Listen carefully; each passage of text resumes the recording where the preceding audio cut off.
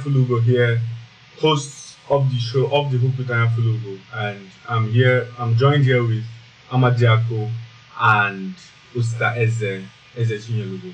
And today we are going to talk about the importance of cultural education. First of all, let us begin with Usta. Onne Biko, quickly. Cultural education, what does it mean to you? Thank you very much, Anyafulugo. Hello, viewers. Cultural education refers to the form of personal development that one gets from different forms of cultural expressions, like games, like sing songs, like listening to folk tales or telling folk tales. And in the Igbo situation, we have different kinds of cultural expressions with which we used to pass on the wisdom of the ancients from one generation to the other. So I'll stop at this for now. Fair enough. I always like when you talk about the wisdom of the ancients because when we find our ancestors are the wise ones. So Amadiako, what are the effects of lack of cultural education in this generation? Let us use our generation as an example. Yeah, he said something about cultural education being related to elements of personal development one gets from a particular culture. So we Igbo people now, there are aspects of our culture that an Igbo person is supposed to have. You are supposed to know how to speak the Igbo language. You're supposed to know the history of your people to an extent.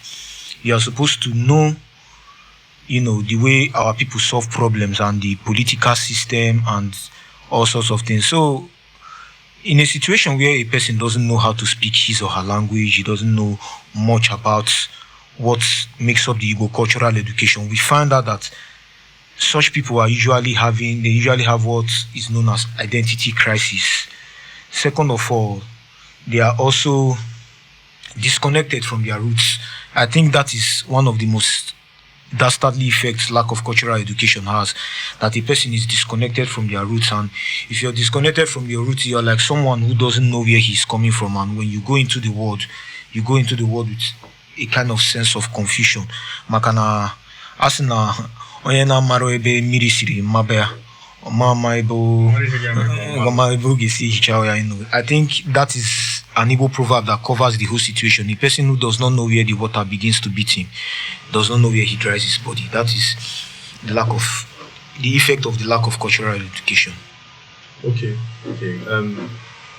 You talked about speaking the language, but in my opinion, I think the first step is bearing an Igbo name, because Igbo believe in Afro idea. And your name is your identity. That is how humans identify you. That is even how spirits and gods identify you. So in our situation, the Igbo people, we see. I always like to say this thing that you see a Yoruba man, he hardly bears an English name. You see an Hausa man, it is almost impossible. It is impossible, not almost. But you see the Igbo person, only Igbo, na try every day to be whiter than the white man. Before onye boni Igbo na aza Jeremiah. What is Jeremiah? Onye na aza Jeremiah, onwaro ko yi see we malo importance of cultural education. Onwaro, because his name has already strayed him from his reality. But I'm hearing of Usta. Yeah. You are a father, right? Very true. How do you do this with your children? What are the steps you've taken consciously to ensure that your children have cultural education? Thank you very much. Now, before I talk about that, I'd like to emphasize on something that has been discovered in recent times in the educational system, which goes to prove that the Igbo ancients were actually wise. They understood the principle of life that guides learning. Okay? Now, when we talk about cultural education, one principle that explains it, that has been discovered in recent times in education, is because I'm an educationist by training, is child-centered education or learner-centered education. That's a recent form of education, different from the pedagogical system of education that was introduced to us by the Western civilization, which made it that many of us in present times were educated in the Western ways, but we are disconnected from our roots, just like my colleague here said. Okay? Now, if you look at the way we passed on our form of education as Ndibo before we were invaded, you find out that the system, the cultural expressions made learning fun. Yeah. All right. Eji Igbo ebanka ga akọcha ifo dị iche iche, and these ifo na-enwecha lessons, moral lessons dị iche iche, okay, that you can derive from them. So it helps to guide members of the society to function better as members of society. And you find out that the society in those days was more functional, all right, was more organized. But in recent and we had clearly defined norms. But in present times, and what's clearly defined norms? People are not very sure of what is the right way to attend to life and what's the wrong way to attend to life. Now, coming to your question about how I go about using cultural expressions to train my children, all right? Incidentally, just last night, I was with my two kids, all right, that are a little bit grown. The other one is still suckling, all right? And I noticed that there was no power supply, there was power outage, and they were getting rowdy at night. And instinctively, what I did was I called them together and I started doing what my father used to do, which is one of the things I still remember of my father, because my father left when we were still very young. So one of the faintest memories I have of him is when he sat us together and told us folk tales. And I started telling them a folk tale that I made up. All right, and it was the folktale I was telling them was driving towards a particular moral lesson I needed to teach my 3-year-old and my 1-year-old daughter. All right, my 3-year-old son and my 1-year-old daughter, and they seem to get the point. So, and another point that we need to derive from our cultural education, the one our forefathers brought to us, is that they employ the tool of repetition. You find out that after telling this folk tale, the next time people come together again, for those of us that grew up in the village, they might repeat the same folk tale. And different individuals would have certain folk tales that is their favorite, or certain sing-songs that is their favorite. Like back in those days, then when particular sing-song was my favorite, and all around bang, I said I'm going and take it on, and that was how. And then you find out that there's this form of like sense of community, all right, that it gives to people who participate in these forms of cultural expressions, all right. So there's a need for us to start going back to these things. Meet no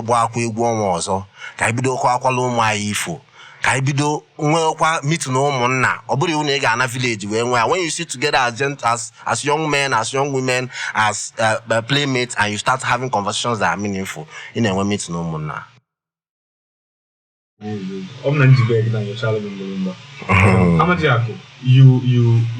I was going to say you come up to me as, but I know you as a friend and a brother.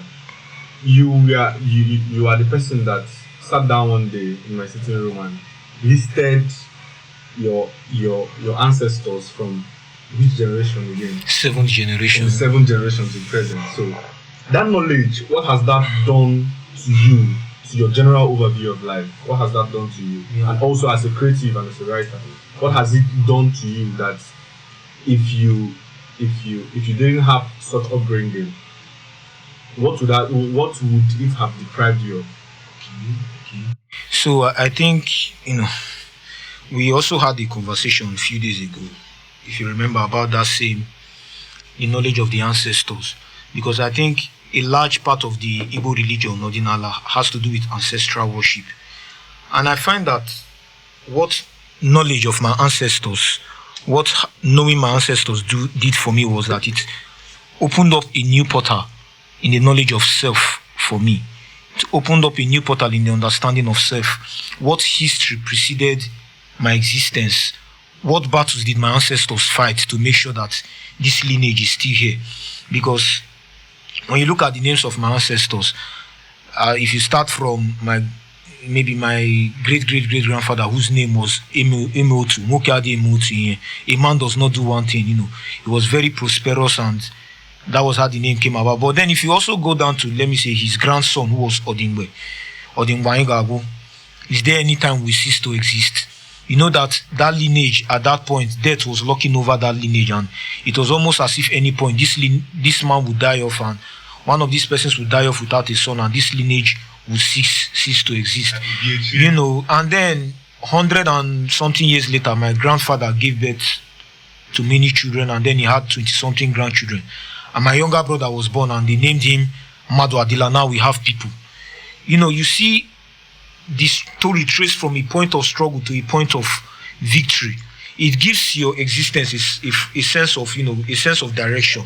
That this is where you're coming from, and this is where you are going to, and this is how you are supposed to go. I think it's also, you know, they say you move from the personal to the general overview. It's also the same thing with cultural education. Cultural education does that for you. If you want to see why many Igbo people, onye Igbo once up ala na Igbo, oga nye dika America, uchefu onye obu. One of the reasons why our people behave like this, our women, you know, they take them abroad and then they turn against the man that took them abroad. One of the reasons why we do this, act this way, is because of lack of cultural education. We don't understand where we are coming from. The Indians don't do it. Even our Yoruba brothers and sisters, they are better than us in that aspect. The Ifa religion is more global. It has gone global because even when the Yoruba people who were captured, let me say 100 years ago, and taken to the white man's land, they made sure that they preserved their religion, such that in places like Brazil and Cuba, no, even Barbados, their spirituality is being practiced there. You know, but though Igbo people are more traveled and more widespread, our culture has not been more widespread. Why? It is the cultural education has not been ingrained in us. So I think this is one reason why we really have to understand ourselves, where we are coming from, and also understand our culture and the importance of making sure that even if we are not in that position, wherever we are, we can keep representing the culture. All right. Thank you very much, man. Going forward, I think that the first step to this cultural education is Igbo, unu nwa. Lozon have English to have meaning as it was done in the when white people existed. TikTok. Preserve your Yoruba people. I always say this: Yoruba people. Only Yoruba naza makantuni. Although possible, only Yoruba naza Osta, not Osta about English. Only Yoruba naza Michael. But the reason bo ebonye bi kona watch and a good stage. So Igbo and Igbo person, and you want to, you're futuristic and you want to preserve this culture because all they are needing like it's in our hands. The first step is go muge afibu. Dalo. Ekene mo chilunu nze na ozo. Anyafulugo na-ekwu, obu nne mo osuchukwu. And today, second episode of the Hook with Anyafulugo, we are going to talk about our parents' generation. Have they failed us? And why do we think they have failed us? And in the studio with me, I'm joined with Chedozie Chukudera, writer, social critic, and commentator. He's going to answer some questions because 2 months ago, we were seated in an event hosted by an Oka Literary Society in honor of Alexander Madiebo, Biafran veteran. And he made a very profound statement. He said, our parents' generation, they have failed us. So I managed to drag him to the studio today. He's going to tell us how and why he thinks they have failed us. One, No. I'm very sure you remember that day. So tell us about our parents' generation and why you think they have failed us and how they have failed us. Okay. My coming to that conclusion, which I don't think is a peculiar conclusion, I think it started between a series of conversation between me and my father growing up. You know, growing up, my father used to be this kind of person. Mago didn't now gonna sige na wind that the no mas in mere una de mea when the no korobia lenye de mea you should live up to the expectation and all these other things. So when I grew up in the world and I began to, you know, have some knowledge, form of knowledge for myself, I began to see the things that my father taught me and that I was grateful for. And I saw the things that he did not teach me, that he could have taught me, that would have even made me a better person. But also, when I went into the world, university, I saw that many Igbo people could not speak their language. Many Igbo people do not know what things about their culture. I don't think my parents taught me about being an Igbo person, but the little they taught me helped me in my self-esteem and helped build my sense of identity. So coming into the world and seeing that a lot of parents did not teach their children things, and this has made a lot of people become shy or complacent about who they are. It makes them try to water down their identity to an extent. It made me begin to think. There were times when I used to see my classmate and I'll see somebody, somebody brought up in Port Harcourt, Omara Asibo, say, "Anna, ekosi weta negi na nagi pia hotali." And, I would think that this would bring a fight, but you see most children, they will just quietly agree. And then when later on I discovered it was not something that was absolute, it was a generational thing. It was something that started from our generation of parents. And then I saw that it was also an effect of the trauma that the genocide, which is widely called Nigeria Biafra War, had on our people. And it was then that I began to understand that, okay, this was a generational thing, and our parents' generation, as a result of some of the traumas they have suffered and their inability to face these problems square and fair, it has led them to bringing up a generation of children that are not very sure of themselves. And that in itself is a failure, because as in the nurtures in our ignorance is not an excuse. So I think that is how I came to that conclusion. But why it is important to point it out and not mince words is that these so-called parents, these our parents, their generation, they are the masters of talking loud and talking big. Big expectation, singing car. They are not a very sincere generation. They are not sincere about the fact that they not impacting us or not impacting a profound cultural education on us has had a negative impact on us. They've not even accepted that failure. In government today, we have the worst government. And if you look at this governor, the 5 governors of the Southeast, it is one particular generation.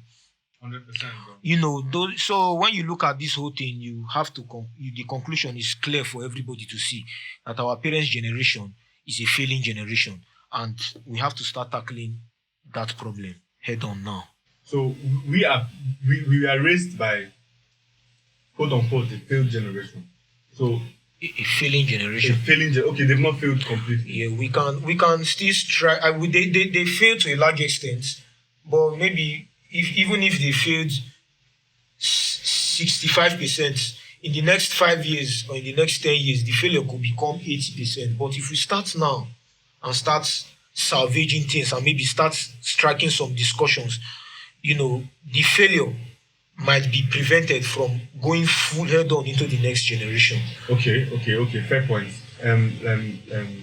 Like you pointed out, this generation suffered a genocide, right? Yes. Most of them were survivors of the genocide. Yeah. So, in trying to salvage their failure, apart from having conversations of what happened in 1967 through 70, what else do you think is our best foot forward? A lot of people have often quoted that passage in Things Fall Apart, where Obirika tells Okonkwo, the white man is very clever. He came first peaceably with his religion and we laughed at him. But now he has won our brothers over. He has put a knife on the thing that unites us, and things are falling apart and we can no longer be together. A lot of us quotes that passage, but I don't know if an intrinsic understanding. When we talk about the Igbo people, for me, recently I was having some ruminations, and I think one of the solutions is that we need to first begin to see ourselves as a civilization. There's a reason why Achebe fought hard against calling the Igbo people a tribe. A tribe has a primitive connotation to it. But if there's a reason why we should see ourselves as a civilization. What made us Igbo people in the first place? I always say this thing, an Igbo person from Anambra is quite different in a lot of ways from an Igbo person from inside of Enugu, from Ebonyi. But all these people came together and decided that Aimbundi or Guinea Merekinya will be in the first place. First state creation. When we look at our history, we remember that the Arab people were very, very, very great traders. Arab people in this side of Abia State. Then we talk about the Nri people, far away Anambra State. They were great spiritual people. They had great spiritual power. So wherever people were gathered, they always hear that and human existence has always been hinged on spirituality and survival, which is the hallmark of commerce. And then a lot of people from different places started coming to these places, settled down around these places, and a civilization came about. I mean, this is a process that took over a thousand years to come into process. And now when we talk about culture, this is how culture evolved, that different people from different places settle in a particular place. They begin to borrow a particular spirituality, they borrow a particular way of doing things, and that thing unites us. When we always talk about colonialism, you understand? Now we have to think, how has the white man's culture, the white man's education, what has it deprived us of? What are those things that used to unite us that these people and this colonialism is depriving us of? And we need to go back to those things. This is why, at the end of the day, everything boils down to cultural education. We need to start educating our children on culture. The Japanese school, from the first 3 years of Japanese education, the children don't learn anything about reading and writing. They learn about their values. They learn about their culture, which is why the Asians today are the most powerful people in the world. America is still world power, of course. But there's a reason why China is always at their back. There's a reason why Japan is one of the best, has the best industrialization. It is culture. Cultural education, culture is very powerful. The power of culture is what we need to understand, and we need to go back to our culture practically, not just talking about it, not just asking school children to wear Igbo wears every Friday. We need to go back to our spirituality and our culture. As time goes on, we are going to talk more about that. Maybe not in this show, but I think it's a generational education that we have to undertake. All right. Again, going forward, do you think that the entertainment content that have been produced by our parents' generation helped in killing our core? In a lot of ways, you could say yes to that, and you will be right. But as when you are in that process of trying to seek knowledge, you get to realize that perhaps answering questions yes or no might not be the right way. There are some arts from our parents' generation that have been profound. There are some that you could also be a relic of cultural education. But for the most part, I think it's failed art, because there's some, when you look at Nollywood, for instance, you look at the way our ordinal has been portrayed. It has been largely a failure. Every time you see a Dibia fighting with a pastor, and the pastor always wins. In real life, a Dibia and a pastor never fight. In fact, they go inside the room and they do business. The Dibia gives the pastor some charms, and the pastor, portrays himself as a man of God. In most cases, I think these people work hand in hand. Religious tolerance has always been something about the Igbo people. If we were not religiously tolerant people, the white people would not have been able to pass their education. Okay, but then I think that is also, that aside, I think the most important failure is not just about the religion. It's about how our culture has been portrayed. First of all, you see Igbo movies, you see ancient Igbo movies which are dated maybe something like the 19th century. You see them having a king. There were no kings in Igbo land at that time. And you see a Dibia, all Nollywood portrays about a Dibia is somebody who does charms for people. A Dibia is not just somebody who does charm. A Dibia is a philosopher. A Dibia has spent many years of his life learning. And in fact, in the old Igbo philosophy, knowledge was even more important than whatever charms a person has, because even the learning, being conscious of yourself is the beginning of your power. Even when you look at different religions, you look at Buddha in Buddhism, you look at Muhammad, you look at Jesus Christ. The place where these people began their ministry from was an understanding of self. It is the same thing in the Igbo religion, in the Igbo spirituality.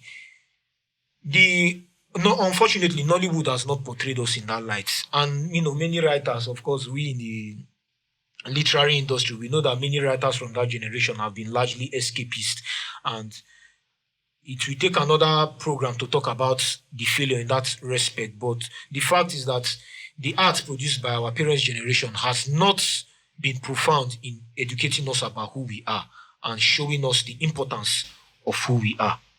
All right, all right. Um, um, it is always easy to be the critic. It's always easy to say, "Ninka metaria, ninka metaria." Yeah. So our parent generation now, we can agree that hanwa mana hanwacha. So Mm-hmm. the onus is on us now to do some things to correct their wrong, to right their wrong. What do you think is the first step in doing this thing? Is it going back to ordinary? Because I go on Facebook, I go on social media, I see a lot of people bearing this and wine and this and saying a lot of nonsense, selling charms to hold men, selling charms to Okite to make money. That is not the that has never been the premise of the culture. You know what I go? Ile charms, that is not okay.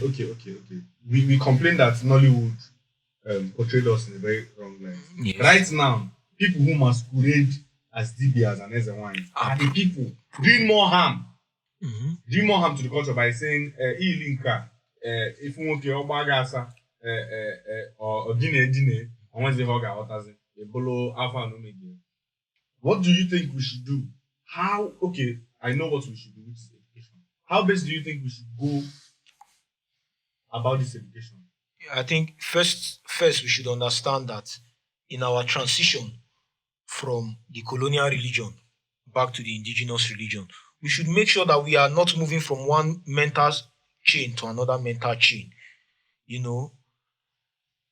First of all, the reason we are moving back to Ordinala is to understand who we are. Yep.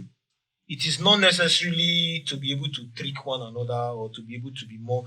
There's this thing they always say: a civilization that is built, a civilization that is built on a sense of unity is always going to thrive on a sense of unity. But a civilization that is built on the need for power, one person has to be more powerful than the other, becomes a civilization where people try to, kill each other off for gain. It becomes toxic. So I think we should have it at the back of our mind that moving back to Ordinala is a gateway to us understanding who we are more as a people and coming together more as a people. Imago, that thing that the white man put a knife in, we are coming together to tie it back. If we have this kind of mindset, it will be much easier for us to understand why we don't have to do charms to and be dubious and. All right. Ndị Igbo si na nwoke ya afọ ihe ibe ya, right? And we have the two of us. We have sat here now and dissected our parent generation. So, and in a couple of in 2, 3, 4 years, we are going to become parents. What do you expect our generation to do different from what our parents did? What is the first step? Or the first step is you mentioned something about giving the child an Igbo name. I have decided that my children are all going to bear Igbo names. There will be no colonial names. That is the first step. Second step is Igbo language. Onye ọbụla na-asụ Igbo n'ụlọ. Ọ bụrụgodị na ị mara asụ Igbo, iwe ahụ ị na-amara asụ, sụbara ya nwa gị. Gị na nwa gị sụba Igbo ahụ, ịghọtago. And then folk tales, we have to teach our children, tell our children folk tales. The power of storytelling is underrated in this part of the world. I think stories tell us about who we are. And always make your children understand that they should take pride in their identity. I think that is the best thing my father did for me, even though he did not do much for me in that aspect. But he taught me to take pride as an Igbo person. And that really, really did a lot for me. All right. Thank you very much for coming on this show. And to our viewers, thank you very much for sticking with us till this time. And please, it is not very easy to... Okay, it's very easy to have sex without condom. And then the idea of procreation, but the most important thing bụ nwa anyị na-akwado ịkpọpụta n'ụwa kedu ka isi kwado ya. It's not always about money. What philosophy do you have to hand over to pass down to that child? Ọ bụrụ na ị nwere any philosophy, jụọ ase gụọ akwụkwọ ma ịba online nwee ike ịghọta. Until then, daalụ na winne. Thank you for sticking with us. Let's see you on the next episode. Peace out.